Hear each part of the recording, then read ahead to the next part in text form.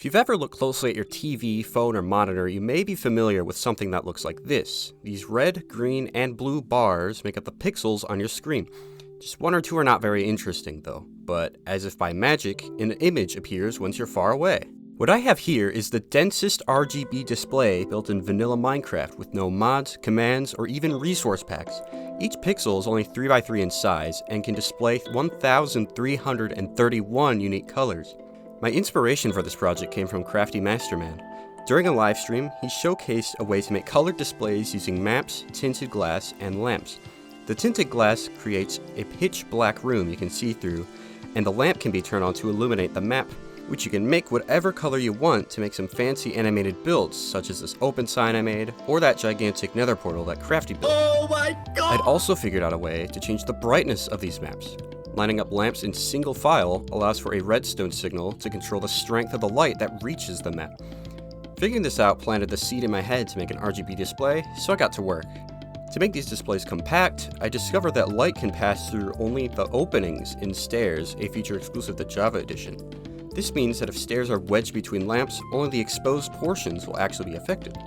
One issue is that light leaks from one map to the next without any blocks in between. I realized that these gaps could be made seamless by offsetting the maps from the front to back direction instead of side to side.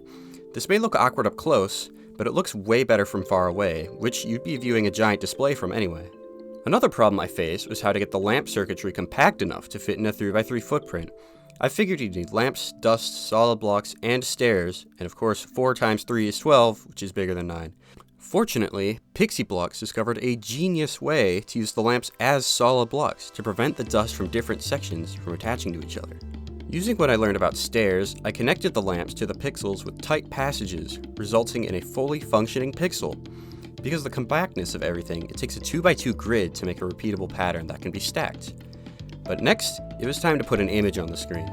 My first idea was to make a rainbow gradient generator, but that result was not very convincing. After several hours of Python scripting, I created a way to turn an image into a schematic that contains all the signal strengths that you need to produce an accurate recreation of it in Minecraft. And that is how I put Minecraft in real life in Minecraft. Now, the reason why nobody has thought to do this sooner are because of some glaring disadvantages. For one, you can see some aliasing and floating point artifacts that are hard to get rid of. And more obviously, my frame rate is not doing too hot.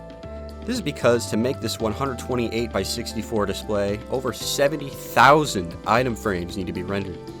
Even with the more optimized invisible item frames, I'm still stuck at 10 frames per second, and you'll have to expect half that on a survival-friendly version. Of course, I don't claim to have made the best or most practical display.